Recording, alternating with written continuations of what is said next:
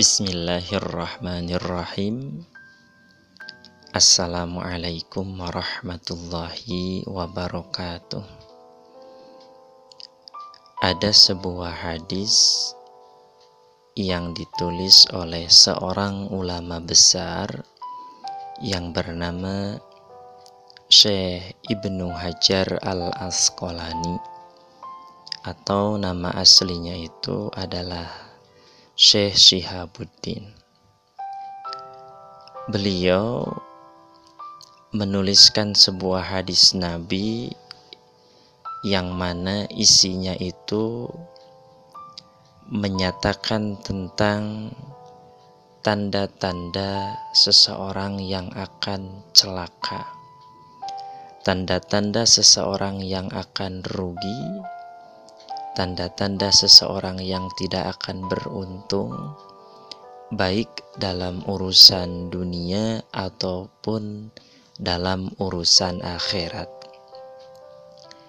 Redaksi hadis yang ditulis kurang lebih seperti ini. Anin Nabi sallallahu alaihi wasallam annahu qala. Dari Nabi sallallahu alaihi wasallam, Rasulullah sallallahu alaihi wasallam bersabda, alamatus syaqawati arba'atun, bahwa ada tanda-tanda orang celaka itu kurang lebih ada 4. Kalau kita memiliki sifat yang 4 ini, sudah tidak diragukan lagi, kita akan termasuk kepada seseorang yang celaka, seseorang yang rugi, seseorang yang jauh dari keberuntungan, baik masalah urusan dunia ataupun masalah urusan akhirat. Mana tanda-tanda seseorang yang akan rugi, yang akan celaka baik dalam urusan dunia ataupun akhirat itu? Yang pertama, nisyanudzunubil madiyati. Tanda orang yang akan rugi dalam urusan dunia dan akhirat. 1. Nisyanudzunubil madiyati, suka melupakan dosa-dosa yang telah lalu. Wahia indallahi mahfuzatun, padahal dosa-dosa itu tersimpan di sisi Allah Subhanahu wa ta'ala dan pasti akan dipertanggungjawabkan. Kesalahan itu hendaknya terus-menerus diingat-ingat dan terus kita rubah kepada sesuatu yang lebih baik. Allah menjadikan Nabi Adam alaihi salam sebagai seorang nabi yang punya satu kesalahan di antaranya. Akan tetapi Nabi Adam tidak termasuk kepada kategori orang yang celaka. Mengapa? Karena Nabi Adam alaihi salam terus-menerus memohon minta ampun kepada Allah dan terus-menerus mengingat kesalahannya. Sampai-sampai tercantum doa Nabi Adam mengakui rasa bersalahnya itu di dalam Al-Quran.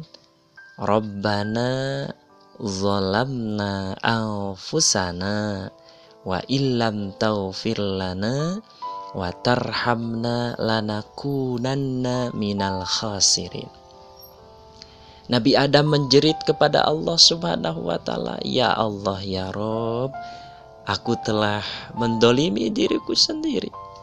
Karena sebetulnya hakikatnya dosa itu adalah bukan mendolimi Allah, tapi justru kita mendolimi diri kita sendiri. Allah itu tidak terpengaruh dengan dosa-dosamu. Allah tidak terpengaruh dengan amal kebaikanmu.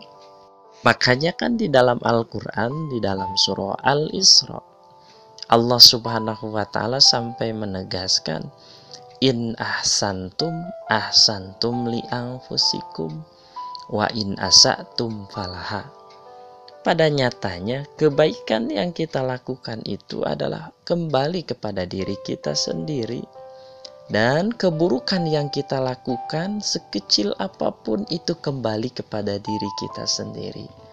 Faman ya'mal mithqala dzarratin khairan yarah wa man ya'mal mithqala dzarratin syarran yarah. Amal perbuatan baik sekecil apapun akan kembali kepada diri kita masing-masing, dan sekecil apapun amal keburukan kita akan kembali kepada diri kita masing-masing. Jadi setiap kebaikan kita itu bukan untuk menambahkan keagungan Allah Subhanahu wa Ta'ala. Dosa yang kita lakukan tidak akan menurunkan derajat ketuhanannya pada Allah Subhanahu wa Ta'ala. Sampai di dalam hadis qudsi Allah Subhanahu wa Ta'ala berfirman, ya ibadi lau anna awwalakum wa akhirakum wa insakum wa jinnakum kanu ala atqa qalbi rajulin wahidin minkum ma zada dzalika fi mulki syai'a.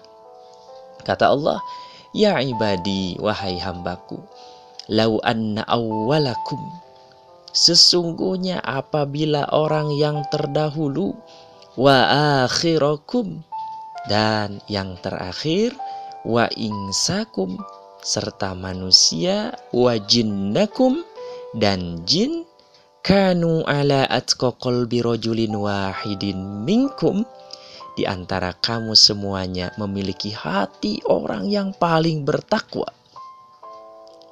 Apa yang harus digarisbawahi? Mazada dzalika fi mulki syai'an. Maka tidak akan menambah keagungan sedikit pun di dalam kerajaan Allah Subhanahu wa Ta'ala. Artinya, kalaupun kita seluruh makhluk di alam dunia ini, dari makhluk yang pertama kali diciptakan sampai makhluk yang terakhir diciptakan, sampai manusia berkumpul dengan jin, semuanya adalah memiliki hati sebagai makhluk yang paling bertakwa. Mazada dzalika fi mulki syai'a. Tidak akan menambah keagungan Allah Subhanahu wa Ta'ala, karena keagungan Allah itu dari semenjak awal sampai akhir tidak akan pernah berkurang. Kita jangan berpikir bahwa kebaikan yang kita lakukan itu adalah untuk Allah, tapi kebaikan yang kita lakukan itu atas perintah Allah dan akan kembali lagi kepada kita. Pun sebaliknya, kalau keburukan kita berbuat buruk, setiap keburukan yang kita lakukan ada save efeknya. Ya, ada efek sampingnya, pasti akan kembali kepada diri kita masing-masing yang berbuat buruknya. Sampai Allah pun dalam hadis qudsinya menyebutkan, ya ibadi lau anna awwalakum wa akhirakum wa insakum wa jinnakum kanu ala afjari qalbin wahidin, ya, kanu ala afjari qalbi wahidin minkum ma naqasa dzalika min mulki syai'a. Wahai hamba-hambaku, kata Allah, sesungguhnya apabila orang terdahulu dan yang paling akhir, manusia dan jin semuanya berkumpul dan memiliki hati seseorang yang paling durhaka, maka itu tidak akan mengurangi keagungan sedikit pun di dalam kerajaan Allah Subhanahu wa Ta'ala. Artinya apapun yang engkau lakukan, apapun yang kita lakukan, itu akan kembali kepada diri kita masing-masing. Maka Rasul kembali lagi kepada pokok pembahasan. Di dalam hadis yang pertama menyebutkan arba'atun min alamatis syaqawah atau alamatus syaqawati arba'atun. Ciri seseorang yang akan rugi, akan celaka. Yang pertama adalah nisyanud dzunubil madiyah, suka melupakan dosa-dosa yang telah lalu. Nabi Adam menjadi orang yang beruntung karena mengingat-ingat kesalahannya. Rabbana zalamna anfusana wa illam taghfir lana wa tarhamna lanakunanna minal khasirin. Nabi Yunus alaihissalam menjadi seseorang yang beruntung dan diampuni Allah karena dia mengingat kesalahannya. La ilaha illa anta subhanaka inni kuntu minadh dhalimin.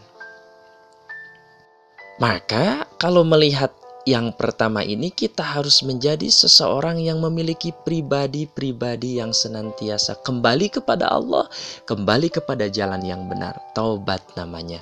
Taba yatubu taubatan. Kembali dari jalan yang salah kepada jalan yang benar. Kalau sudah kembali kepada jalan yang benar, innallaha yuhibbut tawwabin wa yuhibbul mutatahhirin. Sesungguhnya Allah Subhanahu wa taala sangat mencintai seseorang yang bertaubat dan mencintai orang-orang yang bersuci. Ini ananda sekalian, bukan hanya dalam masalah kesalahan ukhrawi saja, masalah akhirat saja, masalah dosa saja. Tapi ciri orang yang celaka itu melupakan kesalahan-kesalahan yang telah lalu dalam hal apa saja. Seseorang mahasiswa akan menjadi mahasiswa yang rugi, yang kacau, kalau dia tidak mengingat kesalahan apa yang telah dilakukan di masa lalunya sehingga nilai-nilainya jelek. Ananda sekalian coba cek lagi, prediksi. Kemudian lihat lagi di raportnya, nilai-nilai hariannya. Apakah ada yang kurang? Ananda akan terus menjadi seseorang yang rugi jika nilai yang kurang tersebut tidak diperbaiki dan Ananda sendiri tidak merasa bersalah dengan kesalahan-kesalahan atau kekurangan-kekurangan yang telah dilakukan. Maka agar kita ini tidak celaka, yang pertama, ya, jangan sampai kita melupakan kesalahan-kesalahan yang telah lalu.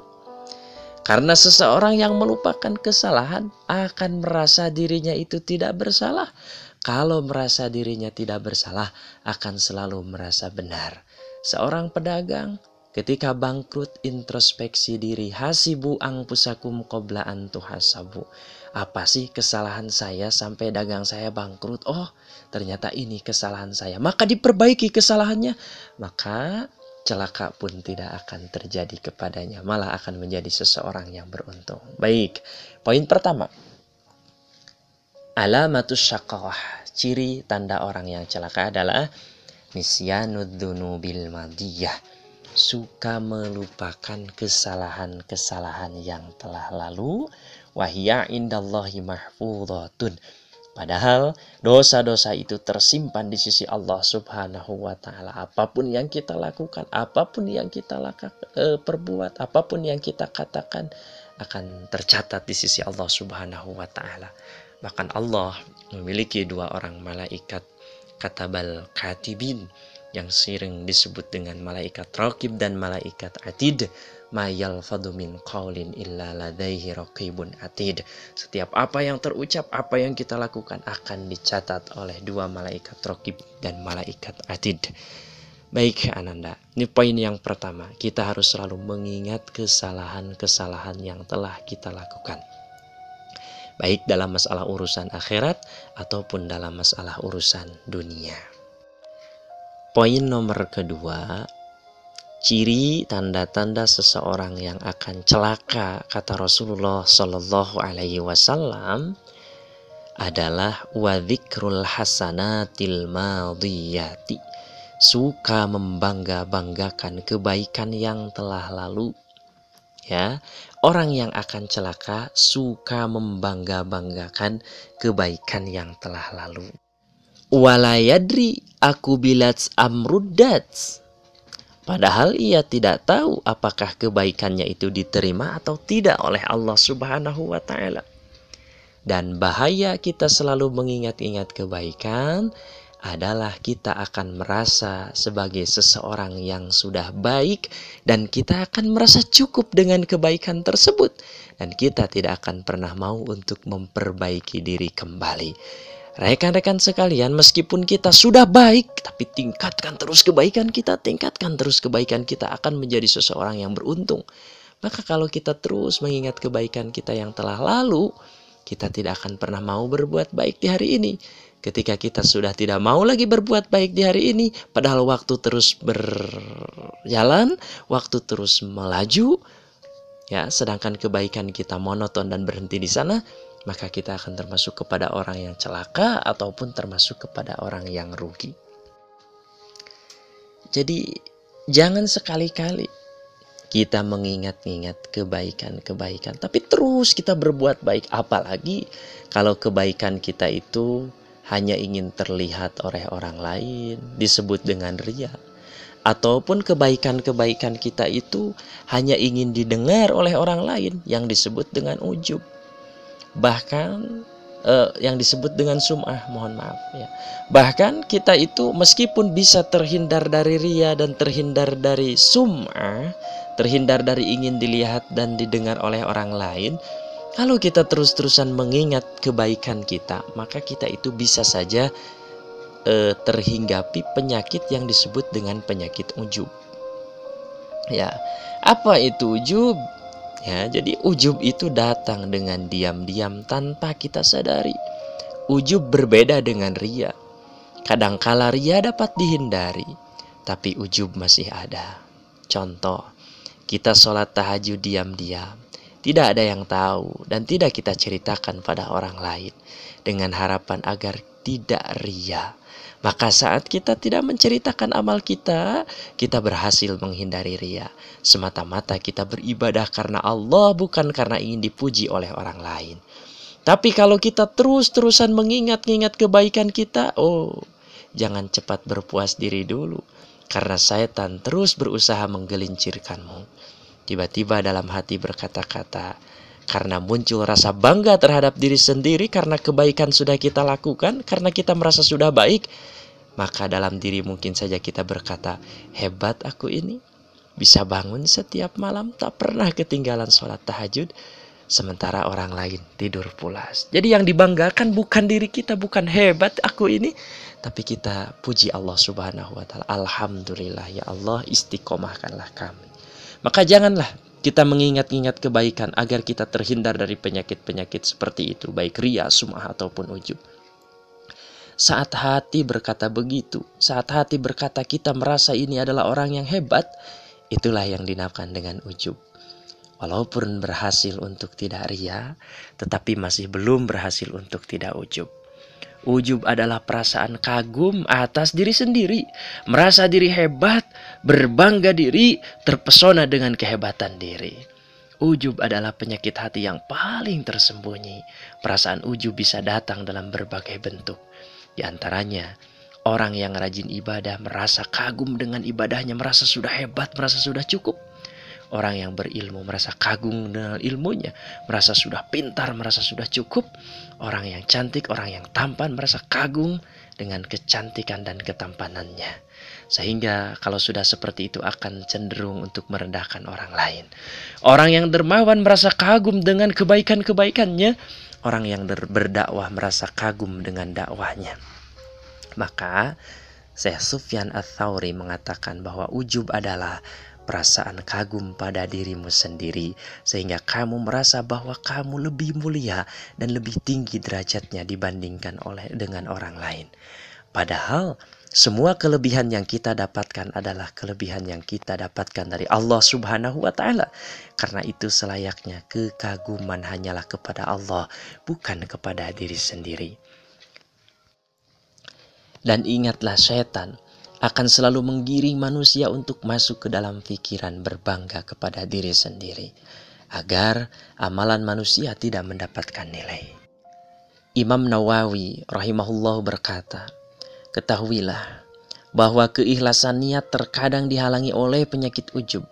Barang siapa ujub dengan amalnya sendiri, maka akan terhapus amalnya. Na'udzubillahi min dzalik.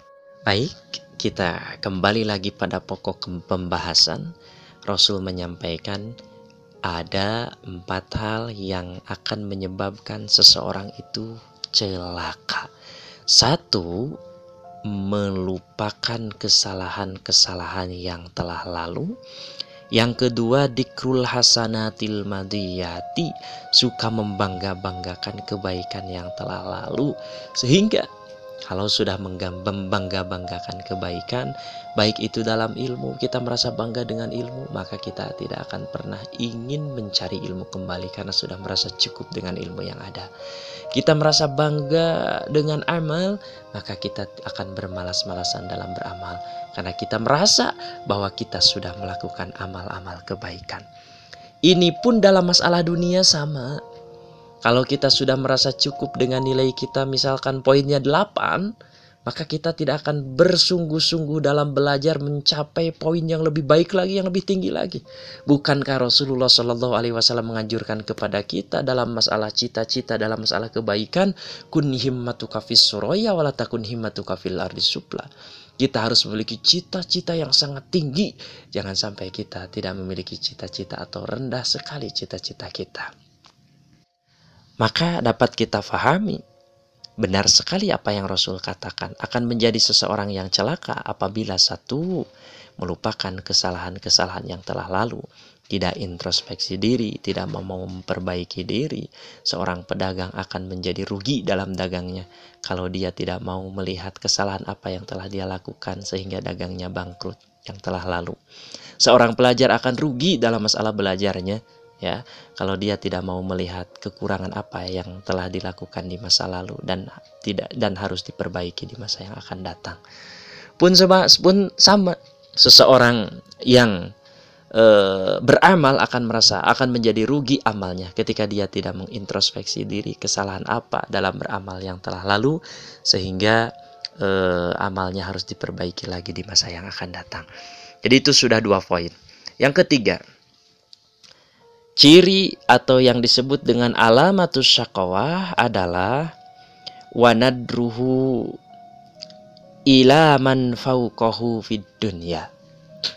Seseorang akan celaka, akan rugi, tidak akan mendapatkan ketenangan dalam hatinya apabila memiliki sifat yang ketiga ini.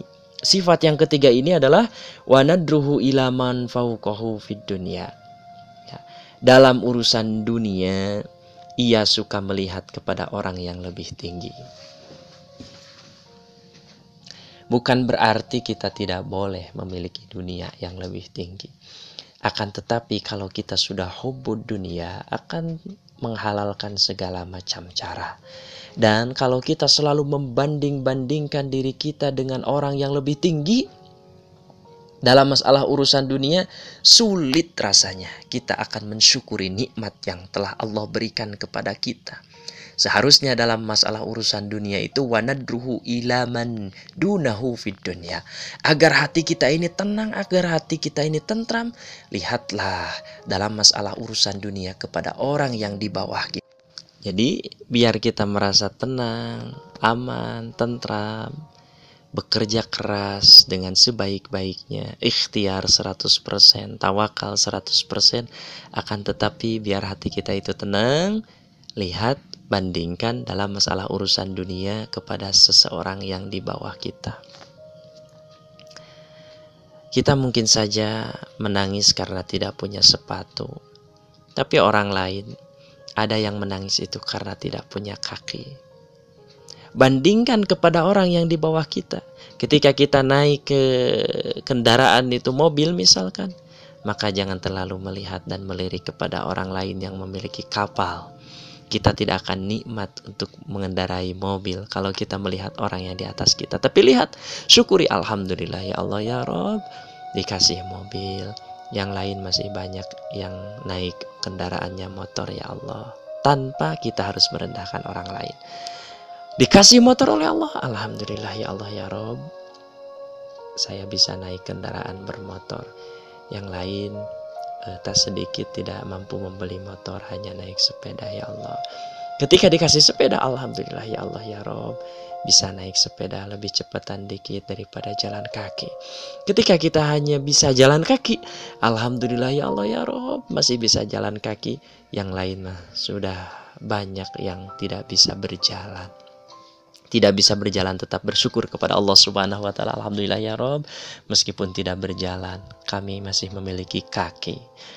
Ya, kami masih memiliki kaki. Orang lain banyak yang tidak punya kaki. Ketika tidak punya kaki, tidak bisa berjalan, tetap harus bersyukur kepada Allah Subhanahu wa Ta'ala. Alhamdulillah ya Allah ya Rob, kami meskipun tidak punya kaki, meskipun tidak bisa berjalan, kami masih hidup di dunia ini. Orang lain banyak yang sudah wafat, sudah meninggal dunia.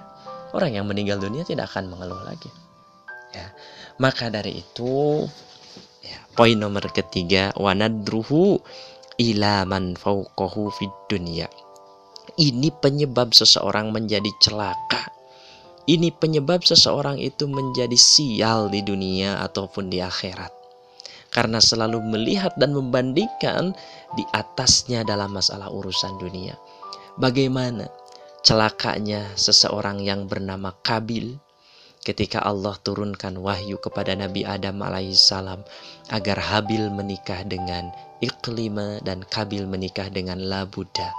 Karena Kabil melihat kepada yang lebih yang dimiliki oleh Habil, kata Kabil, saya lihat istri untuk Habil itu lebih cantik daripada istri untuk saya. Akhirnya bagaimana? Terjadilah dosa pertama yang dilakukan oleh anak cucu Adam, yaitu hasud terhadap orang lain dan tidak merasa nikmat dengan nikmat yang telah Allah berikan. Maka celakalah orang yang telah membanding-bandingkan dirinya dengan orang yang lebih dalam masalah urusan dunia.